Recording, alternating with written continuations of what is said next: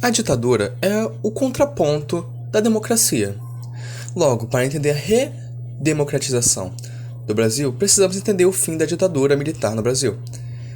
E as principais causas dele foram o desgaste político do regime, que perdeu o apoio de setores da sociedade civil, da imprensa, da Igreja Católica e de parte das Forças Armadas. A crise econômica, que provocou inflação, desemprego, salários baixos e aumento da dívida externa. Resistência popular, que se manifestou por meio de greves, passeatas, comícios, campanhas e movimentos sociais, como o Movimento pela Anistia, das Direitas Já, o Movimento dos Trabalhadores Rurais Sem Terra, o MST, e o Movimento dos Trabalhadores Urbanos Sem Teto, dentre outros. Também houve a pressão internacional que criticava o desrespeito aos direitos humanos, a censura e a tortura que eram praticadas pelo regime. Há também o movimento feminista, que definiu a igualdade de gêneros entre homens e mulheres, combateu o machismo e a violência de gênero, e ampliou a participação política das mulheres, que também influenciou a Constituição de 88 futuramente, que consagrou a igualdade jurídica entre os sexos.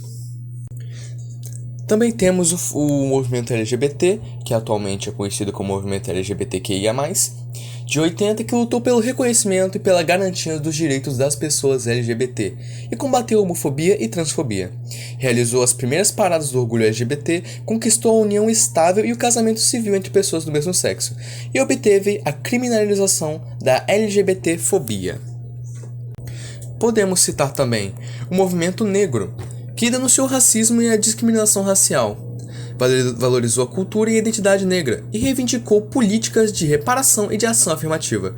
Contribuiu para a criação do Dia Nacional da Consciência Negra, do Estatuto da Igualdade Racial e da Lei de Cotas. Também temos o famoso Movimento dos Trabalhadores Rurais Sem Terra, o MST, de 84, que lutou pela reforma agrária e ainda luta pela distribuição de terras improdutivas. Fez várias ocupações de terra, enfrentou a violência dos latifundiários e do Estado e asentou milhares de famílias. Foram as pessoas dos movimentos sociais que lutaram pelos seus direitos e pela democracia, logo eles tiveram um grande papel na formação da redemocratização do Brasil. E como exemplo de movimento, eu poderia citar o Movimento pela Anistia, de 75, que pediu a libertação dos presos políticos, o retorno dos exilados e a punição dos torturadores da ditadura. Conseguiu a Lei da Anistia em 79, que beneficiou os perseguidos e os repressores. Há também o Movimento das Direitas Já, de 83, que exigiu eleições diretas para presidente. Após 20 anos de ditadura, mobilizou milhões de pessoas, mas não aprovou a emenda constitucional das diretas. Então, sabemos que a redemocratização no Brasil vai ocorrer em dois momentos diferentes na história do nosso país, sendo o primeiro ali em 1945, após o Estado Novo de Getúlio Vargas, e em 1985 vai ocorrer o outro, que vai ser após a ditadura militar. E durante todo esse processo vai haver importantes desenvolvimentos na política brasileira, incluindo a anistia política, a reestruturação dos partidos políticos e a promulgação da Constituição de 1988. Então, falando primeiro sobre a anistia política, ela ocorreu na década de 1970, logo após o fim da ditadura militar, onde todos que cometeram crimes políticos durante esse período ditatorial vão ser perdoados. Então, esse perdão é conhecido como anistia política. Ou seja, vai ser um termo que vai se referir ao perdão concedido pelo Estado a pessoas que vão cometer crimes políticos durante um período de conflito ou instabilidade política. E ela pode ser concedida a qualquer tempo, antes ou depois, seja de qualquer for a condenação. E aqui no Brasil, a lei da anistia ela vai ser aprovada em 1979 e vai conceder a anistia a todos, exatamente, a todos que cometeram crimes políticos ou eleitorais e também àqueles que sofreram restrições em seus direitos políticos em virtude dos atos estacionais e os atos complementares também, entre 2 de setembro de 1961 e 15 de agosto de 1979. E, além disso, crimes já julgados, eles podem ser perdoados pelo Estado, como ocorreu na década de 70, após o fim da ditadura militar.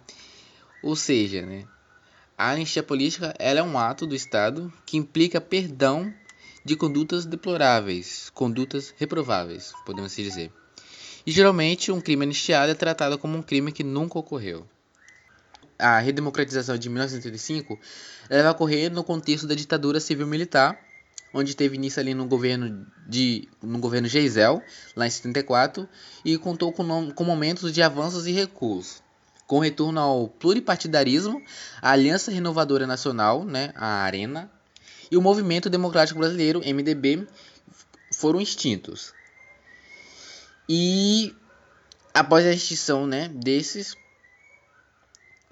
partidos, vai ser dado lugar a novos partidos políticos.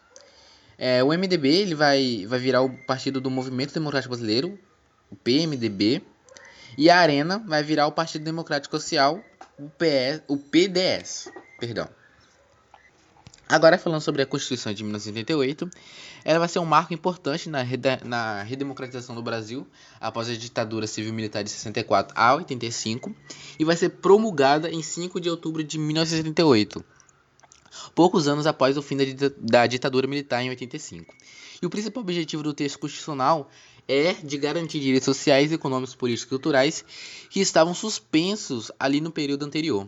Então, a Constituição de 88 também é conhecida como a Constituição Cidadã, por determinar a proteção de diversos direitos e garantias fundamentais a todos os cidadãos.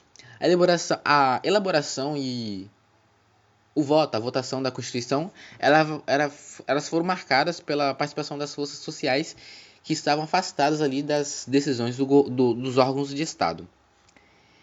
E além disso, a Constituição de 88 também vai estabelecer a divisão e a independência de 3 poderes da República, o Executivo, o Legislativo e o Judiciário. Entretanto, com responsabilidades de controle recíproco entre eles.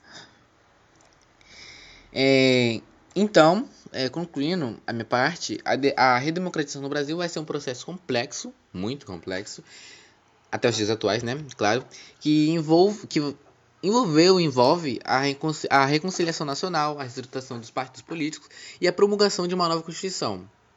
E apesar desses desafios, o Brasil, podemos dizer que ele emergiu, né? O processo de redemocratização do Brasil passou por diversos desafios em relação à política e à reestruturação do Brasil.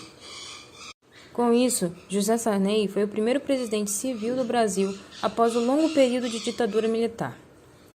Uma das primeiras medidas do seu governo foi a criação de uma Assembleia Constituinte, com o objetivo de criar uma nova Constituição, em substituição à que foi instaurada durante o regime militar. Essa Constituição ficou pronta em 1988 e garantiu eleições diretas para presidentes, governadores e prefeitos, o regime presidencialista, a independência dos 3 poderes, legislativo, executivo e judiciário, a garantia do direito de greve, dentre outras medidas que ajudaram no caminho para a transição democrática do país. Rompendo com a política econômica do governo militar que havia deixado grandes déficits, Sarney criou programas econômicos com a intenção de conter o aumento da inflação. Dessa forma, uma nova moeda foi criada no plano chamado Cruzado. Foram criadas medidas como incentivo à produção e o congelamento de salários e preços também durante seu governo. Entretanto, a inflação continuou a subir, chegando a taxas de mais de 300% entre os anos de 1986 e 1987. A crise fez com que o país deixasse de pagar os juros da dívida externa e mesmo com os novos planos econômicos elaborados, a economia não melhorou, com uma taxa de inflação de 1.764% em 1989. Com grande insatisfação popular, o governo de Sarney chegou ao fim em 1990, quando Fernando Collor de Mello foi eleito presidente da República via eleições diretas. Fernando Collor de Mello assumiu a presidência após a vitória na eleição de 1989, no segundo turno contra o candidato Lula. As primeiras medidas do seu governo foi o lançamento do Plano Collor, que buscava resolver o problema da inflação no Brasil. Dentre as suas medidas estava o congelamento de preços, confisco de valores depositados na poupança, confisco de valores contra correntes e também o instigamento de gastos públicos, como também o aumento de impostos. No primeiro instante, ele conseguiu conter a inflação, mas no final de 1990 voltou a crescer novamente. O grande ápice do seu governo foi quando ocorreu a denúncia de corrupção, o que provocou grande insatisfação popular e ocorreu assim a consolidação do seu impeachment.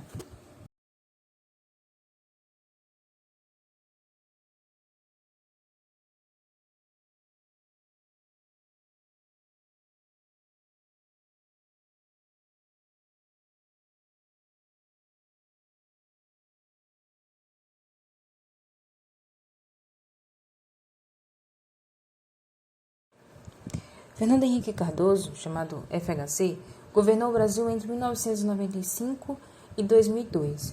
Nesse período, a economia foi estabilizada após anos de recessão econômica, a qual foi provocada pelo alto gasto dos governos militares com a política econômica internacional na década de 1970.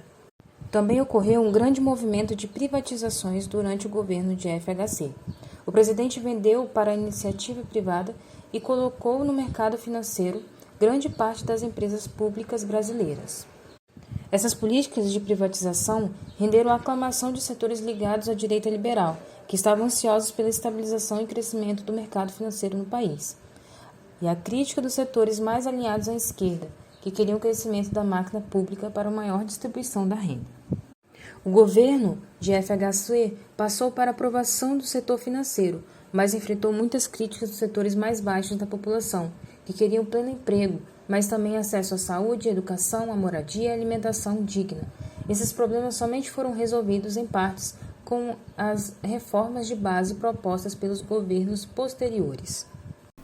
E em 2002, nós finalmente temos a eleição de Lula, que só vai ser possível graças ao descontentamento com o governo Fernando Henrique Cardoso e suas privatizações, e graças a uma mudança na retórica do candidato, que vai deixar de ser tão extremista, adotando mais as cores do verde e amarelo em vez do vermelho clássico da esquerda, o que também é representado pelo seu vice, José Alencar, que na época era do PL, e depois, na reeleição de Lula, vai se candidatar pelo Republicanos. O governo Lula vai ser a primeira vez que um partido de esquerda vai entrar no poder na nova república. Dos prévios governos, todos eles foram de um caráter mais liberal, tanto Collor quanto o FHC, e Sarney era um prévio apoiador da ditadura. Então a gente vai ver dentro do governo Lula os movimentos sociais que ajudaram a acabar a ditadura, como o movimento dos LGBT, o movimento feminista e o movimento negro, ganhando mais proeminência e finalmente atingindo vários dos seus objetivos políticos. Mas as políticas do governo Lula que mais vão se destacar são as políticas do combate à pobreza. De fato, muito por causa da história do próprio Lula, nós vemos ele adotando muito fortemente esse tópico. Uma das primeiras coisas que ele falou quando ele assumiu a posse do governo foi de que ele queria tirar o Brasil do mapa da fome. Programas como Fome Zero, o Bolsa Família, o Luz para Todos, a Farmácia Popular e muitos outros vão ajudar a diminuir a taxa de desemprego no Brasil, a taxa de fome, pobreza e muitos outros índices sociais, elevando o Brasil economicamente e socialmente. Além de apelar para as massas populares, através dos seus vários programas sociais, Lula também apelou para o empresariado, com um crescimento da economia estável e várias medidas amigáveis aos negócios, que ajudaram muitas empresas. Por causa disso, ele sai do seu mandato como uma das maiores provações da história, e vai conseguir eleger a sua sucessora na forma da Dilma. A Dilma, eleita pela primeira vez em 2010, é uma figura mais extremista do que Lula. Enquanto Lula era marcado pela sua moderação e pela sua tendência de conciliação entre a direita e a esquerda, a Dilma já vai ser uma figura mais assim da esquerda politizada, né? Ela foi uma militante durante a ditadura, foi torturada, e por causa disso ela vai ter uma instância mais forte e menos conciliatória. Durante o seu governo, a gente vai ver a consolidação de muitas das trajetórias que a gente já viu agora no passado. Nela que vai passar a lei de cotas e a a união civil homoafetiva. Uma outra política importante durante o governo Dilma foi o estabelecimento da Comissão Nacional da Verdade, uma comissão para estudar e descobrir os crimes da ditadura mais a fundo e que não foram propriamente lidados por causa da anistia, e aplicar a justiça de transição ao Brasil numa escala maior, reparando os danos causados pela ditadura. Quanto à política econômica, a partir de 2008, o Brasil estava em crise econômica devido a uma crise do capitalismo global, e por causa disso a gente tem um crescimento negativo do PIB durante o governo Dilma.